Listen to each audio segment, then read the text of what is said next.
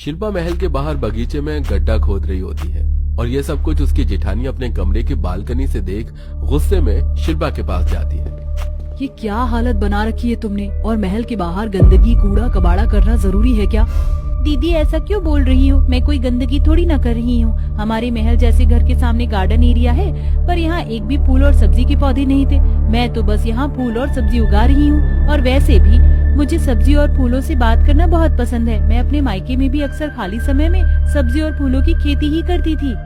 शिल्पा की बातें सुनकर अनीता का मुंह बन जाता है और वो महल में जाती है और अपनी सास से अपनी देवरानी की शिकायत करती है। माँ जी, मैंने तो आपसे पहले ही कहा था इस गंवार को इस घर की बहू मत बनाओ। देखो तो जरा एक बार अपनी उस गंवार छोटी बहू को महल के बाहर गार्डन में कैसे गंदगी कर रही है। भाभी मेरी शिल्पा के बारे में ऐसा मत बोलो, वो बस सब्जी और फूल ही तो उगा रही है। हाँ बहू, विशाल बिल्कुल ठीक कह रहा है। और वैसे हमारे गार्डन में एक भी फूल का पौधा नहीं है। अगर बहू 2-4 फूल और सब्जी उगा भी लेगी तो क्या ही फर्क पड़ता है। इनसे तो कुछ कहना ही बेकार है। पता नहीं उस गंवार ने कौन सा जादू कर रखा है इनके ऊपर। अपनी सास और देवर की बातें सुनकर एक बार फिर अनीता का मुंह बन जाता है। अब इसी तरह कुछ दिन बीत जाते हैं और धीरे धीरे शिल्पा के द्वारा उगाई गई सब्जी और फूल उगना शुरू हो जाते हैं और ये देखकर शिल्पा बहुत खुश होती है। तुम कितनी जल्दी उग गए। बहुत जल्द तुम सब्जियां दोगे और तुम खुशबूदार फूल। फिर महल के बाहर ये रंग बिरंगी फूल और सब्जियां हमारे इस महल की शान और शौकत को बढ़ाएंगी।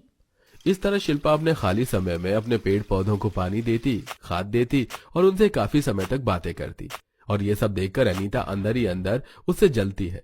इसी तरह कुछ दिन बीत जाते हैं और एक दिन, क्या यार अनीता, तुमने पूरी अलमारी इन खराब फटे पुराने कपड़ों से भर रखी है, इन्हें खाली क्यों नहीं करती? अरे आप फिक्र मत करो, आज बर्तन वाली आ रही है, मैं उसी को ये सारे कपड़े दूंगी, इसीलिए रखे हैं। इतना बोलकर अनीता अलमारी के सारे फटे पुराने कपड़े लेकर महल के बाहर जा रही होती है, पर तभी शिल्पा की नजर अपनी जेठानी के हाथों में रखे कपड़ों पर पड़ती है। माँ जी देखिए ना, जेठानी जी इतने सारे कपड़े उस बर्तन वाली को देने के लिए जा रही हैं। हाँ तो क्या हो गया, तुम्हारे कपड़े थोड़ी ना दे रही हूँ, और ये काम के नहीं है। कैसे काम की नहीं है माँ जी? देखिए कितने हल्के फटे हुए ये कपड़े, और बहुत से कपड़े तो देखकर ऐसा लग रहा है कि एक से दूसरी बार पहने भी नहीं हुए।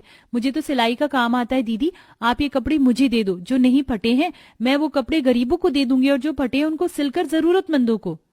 बहू, तेरी इन्हीं सोच विचार की वजह से तू मुझे पसंद आई थी। मैंने अपनी जिंदगी का बिल्कुल सही फैसला लिया तुझे अपने इस महल की बहू बनाकर।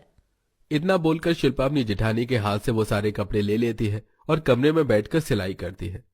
समय यूं ही गुजरता है और एक दिन जब शिल्पा अपनी सब्जियों के पौधे और फूलों की सिंचाई कर रही होती है तो वहां उनकी एक पड़ोसन आती है, जो शिल्पा की ऐसी हालत देखकर उसका मजाक बनाते हुए अनीता से कहती है, अनीता बहू, तेरी इस नई नौकरानी की शक्ल तेरी देवरानी से कितनी मिलती है, और तुमने अपने महल के नौकरों को कुछ ज्यादा ही सर पर नहीं चढ़ा रखा है। माना कि तुम्हारे नौकर तुम्हारे इस महल में रहते, पर नौकरों को इतना सोना देना ठीक नहीं।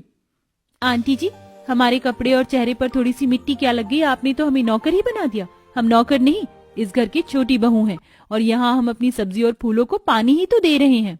चुप करो तुम। आंटी को गलतफहमी हुई, इसलिए उन्होंने तुम्हें सिर्फ नौकरानी कहा, वरना जिस तरह से तुम अपने पेड़ पौधों से बातें करती हो ना, कोई तुम्हें देखकर पागल कह देगा।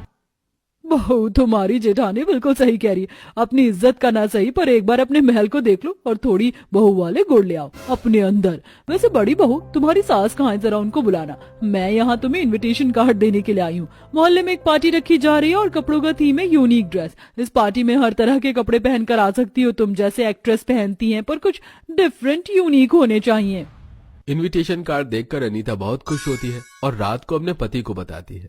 अपने मोहल्ले में एक थीम पार्टी रखी गई है, जहां सभी को अलग अलग तरह की ड्रेस पहनकर जानी है, बिल्कुल एक्ट्रेस की तरह। जैसे एक्ट्रेस अवार्ड फंक्शन में जाती है यूनिक ड्रेस में, मैं तो अपनी ड्रेस बाहर से मंगवाऊंगी, और आप देखना इस पार्टी में हर जगह मैं ही छाऊंगी, और मेरे सामने हर कोई चाय कम पानी ज्यादा लगेगा। अरे मेरी माँ बातों को घुमा क्यों रही हो? सीधा सीधा बोलती क्यों नहीं हो कि तुम्हें पैसे चाहिए? हाँ तो अब आपसे भी पैसे मांगने की जरूरत पड़ेगी मुझे? आपको तो बिना बोले मेरी बात समझ जानी चाहिए। अच्छा ठीक है, ले लेना। अब अनीता बिना देरी करे अपने पति से पैसे लेकर शहर के एक बहुत बड़े डिजाइनर को अपनी ड्रेस का ऑर्डर दे देती है। तो वहीं शिल्पा अपने कमरे में बैठकर अपनी ड्रेस बना रही होती है। यार शिल्पा, तुम क्या करती हो? सारी रात तुम्हारी सिलाई मशीन की वजह से मैं सो नहीं पाता। पिछले 3 दिनों से तुम रात भर जागकर बस सिलाई करती जा रही हो। विशाल जी, मोहल्ले में एक थीम पार्टी रखी गई है और मैं नहीं चाहती कि मैं बाहर से कपड़े लूं। जब मुझे खुद को कपड़े सिलना आता है तो अब आप सो जाओ, मैं कल सुबह आगे का काम करूंगी। इतना बोलकर शिल्पा सिलाई करनी बंद कर देती है और अगली सुबह एक बार फिर से अपनी सब्जी और फूलों के पौधों के पास जाती है और उससे बातें करती है। तुम्हें पता है, पिछले 3 दिनों से मैं अपनी एक ड्रेस बना रही हूँ जिसे तैयार होने में अब भी 10 दिन लगेंगे, पर तुम देखना जब मेरी वो ड्रेस बनकर तैयार होगी तो सब हैरान हो जाएंगे। अच्छा, अभी मैं चलती हूँ, मुझे अपनी ड्रेस बनानी है। सब्जी और फूलों के पौधों से बात करके शिल्पा एक बार फिर से घर में जाती है और अपनी ड्रेस बनाने लगती है। देखते ही देखते 15 दिन बीत जाते हैं और एक दिन शिल्पा अपनी ड्रेस अपनी सास को दिखाती है। माँ जी, ये देखिए मेरा फिश कट गाउन। अरे वाह बहू, ये तो बहुत सुंदर गाउन है। 1 मिनट माँ जी, मैंने आपके लिए भी बनाया है। ये देखिए, ये है आपकी 90 की दशक की साड़ी, जैसे हीरोइन पहना करती थी। बहू, मानना पड़ेगा तुझे, कुछ तो बात है तेरे में, पर मुझे इसकी जरूरत नहीं थी। मेरे पास तो बहुत सारे कपड़े रखे, मैं उन्हीं में से कुछ पहन लेती। माँ जी, ये ड्रेस थीम पार्टी की है, तो आप रखी हुई चीज कैसे पहन लेती? आप पार्टी में यही पहनना। शिल्पा अपनी सास को अपनी ड्रेस दिखाकर बहुत खुश होती है, पर तभी वहां अनीता की ड्रेस आती है और उसकी ड्रेस शिल्पा की ड्रेस के सामने कुछ नहीं होती और वो शिल्पा से और ज्यादा नफरत करने लगती है। ऐसे ही एक रात जब पूरा परिवार सो रहा होता है तो अनीता अपने हाथों में इंक का डिब्बा लेकर जाती है और वो इंक शिल्पा की ड्रेस पर गिरा देती है।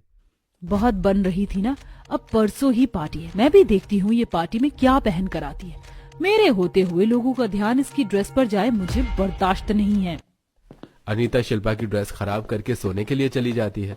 अगली सुबह जब शिल्पा अपनी ड्रेस देखती है तो वो रोने लगती है और रोते हुए सारी बात अपनी उगी हुई सब्जियों और फूलों को बताती है। अब तुम ही बताओ, मैं अपनी उस ड्रेस को कैसे ठीक करूं? मेरे पास तो समय भी नहीं है। कल पार्टी में क्या पहनूंगी? काश कि तुम बोल पाते। शिल्पा की बात सुनकर जादुई गाजर की सब्जी हिलने लगती है और उसमें से एक तेज रोशनी निकलती है, जिसके बाद उस गाजर के हाथ पैर हो जाते हैं और वो कूदते हुए शिल्पा से कहता है, शिल्पा, मैं सुन सकता हूँ और मैं एक जादुई सब्जी हूँ। याद है तुम्हें, कुछ दिन पहले तुम्हारे महल के बाहर एक माली आया था और उसने तुम्हें एक सूखा सब्जी का पौधा दिया था। वो सब्जी मैं ही हूँ और तुमने उस गरीब माली की मदद करने के लिए उससे मुझे ले लिया, बिना ये सोचे कि तुम्हारा कितना नुकसान होगा।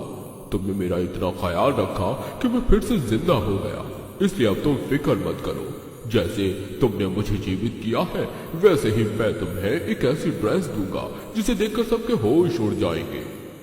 इतना बोलकर एक बार फिर उस जादुई गाजर में से तेज रोशनी निकलती है और शिल्पा के सामने सब्जी की बनी हुई एक बहुत ही प्यारी सी गाउन आ जाती है।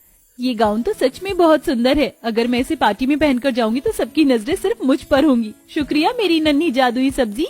जादुई सब्जी की मदद से शिल्पा को एक सब्जी का गाउन मिल जाता है और पूरा परिवार तैयार होकर अपने महल से पार्टी में जाता है और शिल्पा सबसे लास्ट में आती है। और जब पार्टी में सब शिल्पा की ड्रेस देखते हैं तो सब उसकी ड्रेस की खूब तारीफ करते हैं और ये सब देखकर अनीता और जल जाती है। मैं चाहे कुछ भी कर लूं, पर तारीफ यही बटोर ले जाती है। शिल्पा की ड्रेस देखकर जहां अनीता उससे जलती है तो वहीं सब उससे उसकी ड्रेस के बारे में पूछते हैं। अरे वाह शिल्पा बहू, तेरी ये सब्जियों की ड्रेस कितनी अच्छी और यूनिक है। वाकई में तू बहुत टैलेंटेड है। मेरी बहू है ही इतनी होनहार, मुझे इस पर नाज है।